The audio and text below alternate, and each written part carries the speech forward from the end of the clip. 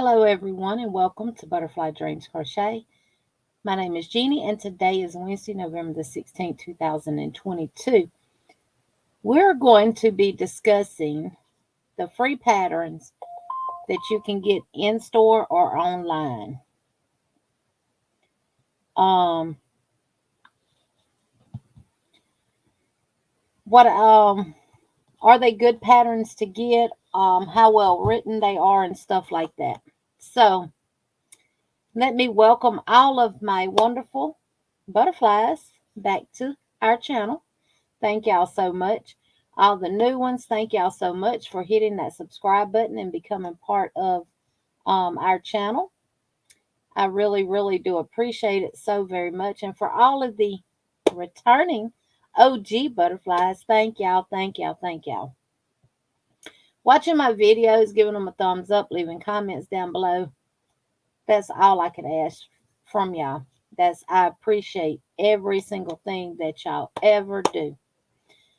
So we're going to go ahead and get into this, and we're going to discuss the elephant in the room is what I'm going to refer to it as. I'm actually going to share my other camera. Now, I know my local Michaels and my Hobby Lobby have free patterns in store that you can grab off the little zip tie and bring home with you. I couldn't find my Hobby Lobby ones, but I do have some Hobby Lobby patterns because the same ones they have in the store you can also get online. I haven't seen all of them online, but some of them are. So I'm going to go ahead and add this other camera to the screen. Okay, so what we have here, we'll move that light there out of the way. So what we have here is two patterns that I picked up from Michaels. They're free. They usually have them hanging up in the yarn section of their store.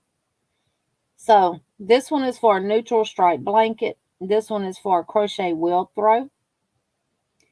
So we're going to flip them over and we're going to look at them a little bit. So this is for the crochet wheel throw. Now most patterns will let you know what level they are. So right here on the front of this one, you can see it says intermediate right here. And then it says reverse side for the instructions. Now, it gives you what you'll need, and it gives you your abbreviations that you will see throughout this pattern. It also tells you the finished measurements, which is approximately 44 inches long and 44 inches wide, or 112 centimeters. It gives you a gauge. Rounds 1 through 3 equals 6.5 inches, 16.5 centimeters across. Save time and check your gauge. Now, I do believe in checking gauge when you're doing, especially if you're working garments for clothing and stuff. Not so much for blankets and everything, unless it's a specific type of blanket, especially one in the round. Then you would want to check your gauge, because what could happen is your blanket could start curling up. It could become rippled and stuff like that because you're using the wrong size hook. With this one, I would definitely check my gauge only because of the design of the blankets. Because doing all of this could cause it to start buckling in. So I definitely would check my gauge. Now, they recommend a 6mm crochet hook. The loops and threads, Barcelona big yarn, which is a 5-weight, if I'm not mistaken. So you may end up having to go up a hook size or go down a hook size, depending on how tight or loose your tension is, from a 6mm once you do your gauge. Now, this pattern gives you special stitches. And what that special stitches is you will go through this pattern and it'll tell you to do a certain stitch. And it may say special stitch. I was trying to find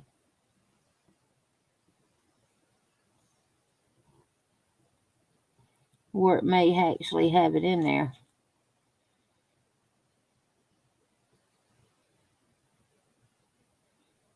Okay, partial treble. So it's telling you here how to do a partial treble and a partial back post treble. So whenever you see partial TR in your pattern, then you would look up here to see how you would do it. Now, for the most part, this pattern looks written okay. It's a 6-row pattern, and then you're going to repeat rounds 5 through 6 until your blanket measures 43 inches across, ending with round 5. Work 1 round of single crochet evenly around throw, working 3 single crochet in each quarter, and then you'll slip stitch to the first stitch and weave in the ends. So this pattern is written pretty good. This is another one that I got from Michaels, and it's called the Neutral Stripe, and it's a level easy, which means that a beginner crocheter should be able to do this. Again, you got what you'll need. You got your abbreviations. You got your finished measurements. They also give you gauge pattern notes. It says to avoid weaving in as many ends, carry the yarn loosely up the side after each stripe. So what that means is you're going to be attaching new yarn after it looks like 2 rows. And instead of cutting, you could just carry it up the side and then reconnect it when you get back to that color. So some people do that. Some people don't, because it will have a line going up the back side of your work. And for the most part, I don't see any special. You got 1 special stitches, stripe section. With row 1, it tells you what to do with each color. This one does take 3 colors. They have taupe, gray, and white. And for the taupe, you would need 2 balls, 1 ball of the gray and 1 ball of the white. And this is done using Loops and Threads Barcelona roving. Now, I don't like the fact that they don't put what size weight yarn this is. And this is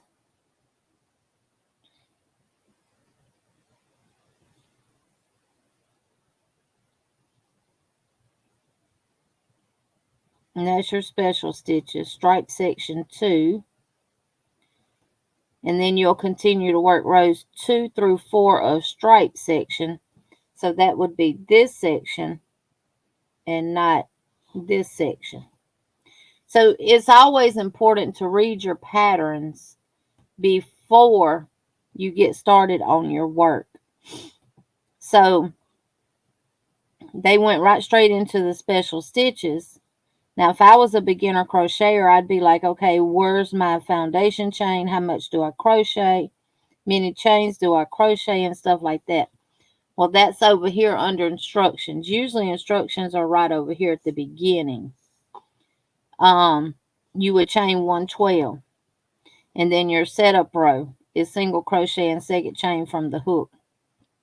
So, and then you would go work rows 2 through 4 stripe section once. Continue working on stripe section 1 until entire blanket measures. So you would come here and work 2 through 4 after you've done your setup row. So that one is, to me, even though it may be an easy blanket to crochet, the pattern to me is not written for a beginner crocheter because you got too many places that you're jumping from. And that is why it's important to read your pattern before you begin your pattern. Well, I probably wouldn't do a swatch on this one because it's just a simple blanket. Now, this is the elephant in the room right here. This is Shawl and Scarf. Stay snug and stylish in these crochet creations. Now, this is a Hobby Lobby pattern. They do have this in store hanging up on the little zip tie where you can pull it off. But you can also go to hobbylobby.com and go to their DIY projects and more, I think. Click on that link, then go to Yarn and Art, and you can find these written patterns online. So we started doing this as a crochet along on Monday on my live, and this pattern is not written very well.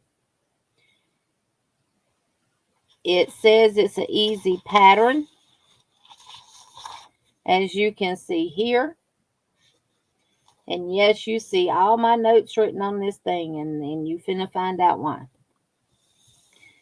Okay, they tell you that it measures approximately 56 by 32. The materials that they recommend or what they use for this pattern, and a 5.5 millimeter crochet hook. I am using a 5.5 for the crochet along, which we will pick back up Monday. We made it to row 13 on Monday, and we will pick up rows 14 through 46 next Monday. This pattern to me was just poorly written. Easy is supposed to represent that a beginner crocheter could do this as long as they know how to do the stitches that are in the pattern, and that this is an easy pattern to follow. Well, I have pretty much rewritten this thing. First of all, you're working a shawl. Most shawl patterns will have how many stitches, or if it's something different than just a row of stitches, they'll still indicate how many you have at the end of each row. This pattern does not give you that. So it gives you a gauge. One thing that is clearly entirely missing, because this is the pattern, y'all. These were the other two pages that went along with it. Right here. Just pictures talking about it. There's no abbreviation. None. And when you print this pattern, you also get this one as well. So I'm going to move that one to the side, and we're going to talk about this one. So you get no abbreviation. So if you're a beginner and you're not real familiar with the abbreviations for the crochet terminology, you would be lost. And you would struggle to try to figure out what each abbreviation means. So that's a thumbs down for me with this pattern. No abbreviations. And you got it labeled easy. So it gives you the instructions, and it says with A, so you need 4 colors. A, B, C, and D is what they got them labeled as. Now, with A, chain 4, slip stitch to the first chain to make a ring. And then you're going to work back into that ring. Now, most patterns will say, or you can use the magic circle, which is what I used on the live. Whether you use the magic circle or you follow the instructions in its entirety, you would then chain 2, work 3 double crochet in the ring, chain 2, 4 double crochet in the ring, and turn. But at the end of that row, you should have 8 double crochets. Chain 2, double crochet in same stitch, 1 double crochet on each next stitch across row. 2 double crochet, chain 2, 2 double crochet, corner in chain space. 1 double crochet on each next stitch across row, 2 double crochet in last stitch, turn. Because you're only chaining 2 at the beginning of every row, and that does count as a double crochet, I would recommend using a stitch marker and put it in that second chain, because it's easy to get lost in your other stitches. And then it says repeat row 2, 3 through 5. Again, how many stitches should I have at the end of each row? Well, at row 3, you should have 20. Row 4, you should have 26. And row 5, you should have 32. Then row 6, 1 single crochet in next stitch, chain 5, skip 3, repeat from star until corner. Now, I wouldn't say corner because we only have one chain two space throughout this entire pattern. I would say until chain two space. Work one single crochet, chain two, one single crochet in the chain two space. Then repeat. Chain 5, skip 3, one single crochet in next stitch. Repeat from start until end of row and turn. And then row 7, chain 2, 4 double crochet, chain 2, 4 double crochet in chain space. I would have said 4 double crochet, chain 2, 4 double crochet in chain 5 space. Repeat from star to star until corner. Again, I would have said chain 2 space because you only have one chain 2 space. Then you're going to work 2 doubles, chain 2, 2 doubles in your chain 2 space. Then you're going to repeat 4 double crochets, chain 2, 4 double crochets in every chain 5 space to the end. And then work 1 double crochet in the last stitch and turn. So, I have gone through this entire pattern up to row 34, working on it.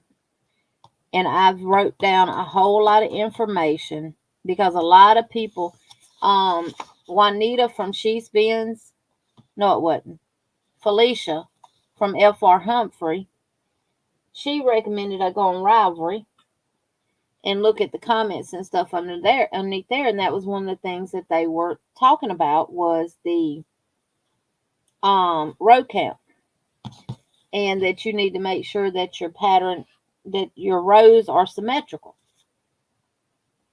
Well, if a pattern is written right, you wouldn't have to do that. You would just be able to count your stitches. So this is what it looks like. And I'm using a 6.5 millimeter hook. Like I said, I am using the 5.5 in the crochet along. However, it is really, really tight and stiff. And I want it to have a little more drape. And you got some color change in here. Unless you got someone teaching this, a beginner crocheter may not have been taught how to change colors throughout a pattern yet. So, and then they're considering this a chevron stitch, which is fine. The most part, this is easy. Then you come here and you change in color every stitch, except for here. And this was another thing. It did not indicate here on these rows, okay, yes, it should come out to be even where you have 2 blues before your chain 2 space. But what if it didn't? Then you got to figure it out, right? Then when it comes here, because you're switching your colors, it doesn't indicate in the pattern that you're going to work your first double crochet in your chain 2 space with your gray, and that you're going to work the second double with your color that you're going to be working with now, and you're going to chain 2 with that same color and work the next double and then go back to your gray. It does not say that. So if you was doing it and you wasn't sure, you could do the gray, the blue, then go back to the gray and do your chain and work a blue over here, gray. It could get all confusing. Same way up here. If your stitching is not right, then this is not going to come out right because you want this to stay with your blue. This is called stonewash. This is royal. The only way you're going to know that you have this correct is if you have the right amount of stitches at the end of every row. There's another part here where you chain, let me find it, right here. I think this one's it. Let me turn it around. Where one row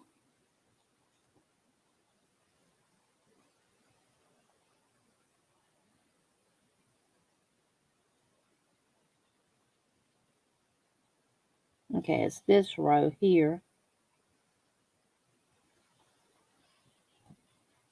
Okay, it's right here. So on this row, what you do is you start out with a chain 3. Then you go into chain 5s until you get to your last chain 2 space here.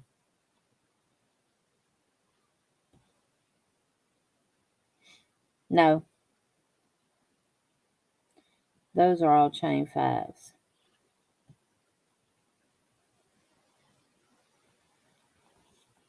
Yeah. These are all your chain 5s, and what you're supposed to do is chain 5 and skip 3.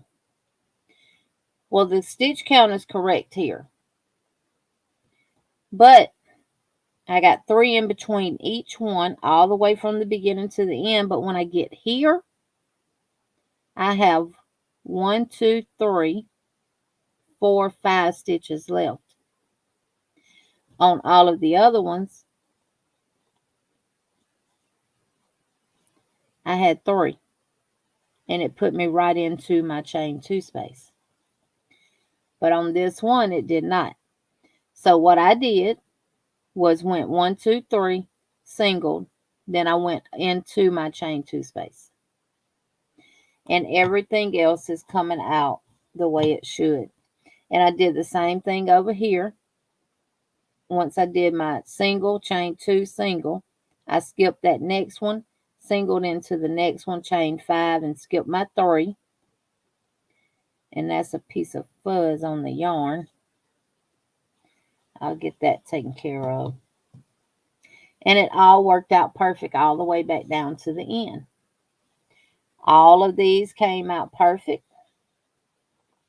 And then the next row is where you chain 3 at the beginning and then 4 until you get to your chain 2 space. And all that worked out perfect. So now this one here, it ended up coming out right.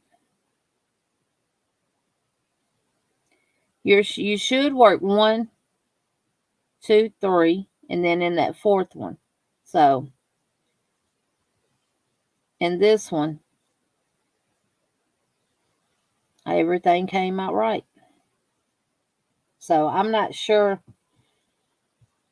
who or how they wrote this pattern, but it's a lot of people are saying that they would love to make this, but they cannot make it from the pattern that you get from the store because it's not understandable.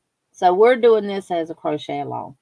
This is one that I started after the Monday live, just so I could work it all up completely and we can move smoothly through it, because we worked it out on the live, which you don't have much time on a live. So, but we did end up working all the problems out on the live. But now when we pick back up Monday, we can go straight on through. I have rewritten this in my notebook, and if I have an opportunity to type it up, I will, and I will share it with those that are joining me on Mondays to make this, or anyone who wants to make it on their own. But I have all of the stitches that you should have. I have how many chain 5 spaces you should have. I have how many 4 double crochet, chain 2, 4 double crochet groups you should have on each one of those rows. And I did a abbreviation. I just have it all written out to me the way I see a lot of patterns written. So, and again, I'm up to row 33.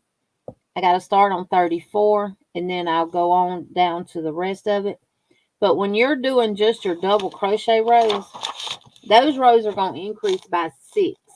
When you're doing 2 doubles at the beginning and end of every row, and you're doing the 2 doubles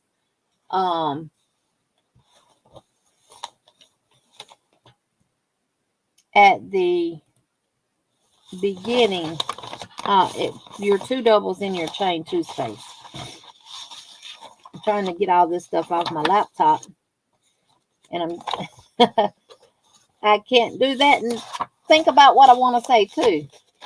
So we'll pick that back up Monday on my live. Now, if Miss Karen, a yarn edit from Karen, does not go live Monday, I will go live a little bit earlier so we have a little more time, because Miss Margie goes live at 8:30 and we normally go over and raid her. So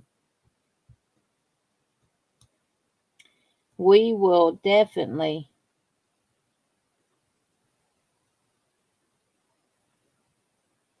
um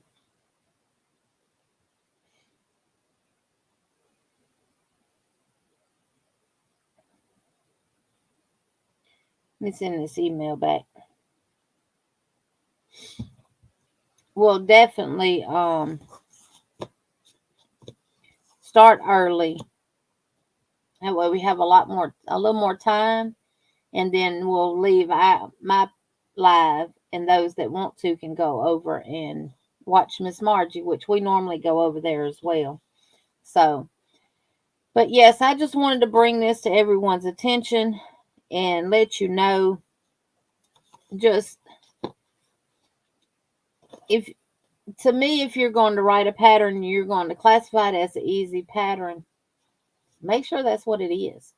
And please, always, always give abbreviations, especially if it says an easy pattern, because beginner crocheters may not be familiar with all of the abbreviations associated with crochet yet. So, um, it's beautiful shawl, and I can't wait to get finished with it. Now, the ones that I'm doing online is kind of made with these colors. I'm using linen, ember, and peacock. So, and the mustard yellow. So, I am using those colors. Not quite those colors. I'm using Premier Basic yarn. Now, what I'm using now is I love this yarn from Hobby Lobby. It's in light gray, stone wash, and then the next one will be dark denim and royal blue for the accent color of where you're changing out your colors. So I'm almost to where I'm going to be doing the color change every stitch, and that's when I'll introduce the peacock color, and then I only have so many rows to do after that. And for the most part, it's an easy pattern if it was written better, more understandable, even for the beginner crocheter. It would be a much better pattern. But we're going to get through it. So if you have been watching, seeing this pattern, and you want to make it, join us on Monday. And email me and let me know, and I will see about getting this typed up by next Monday, and I can email you what I have written out on this pattern. Again, this is not my pattern. I don't know who made it. It's a free pattern that you can get off of Hobby Lobby's website or in store, and they also have it on Ravelry. So, and when you click the link, it's going to take you to the Hobby Lobby website. So, but it is listed on Ravelry. It's free, and this is something that I could see me making multiple of in different colors. So, thank y'all for watching. And until next time, always be kind. Remember to smile. And I will talk to y'all later. And I will see y'all in the YouTube streets. Bye bye. Don't forget, Granny D goes live today at 4 p.m. Central Standard Time, which is 5 p.m. Eastern Standard Time. Also, Angie from My Fairy Treasures will be live at 5 p.m. Pacific Time, which is 7 p.m. Central Standard Time, 8 p.m. Eastern Standard Time. See y'all in the YouTube streets. Bye bye.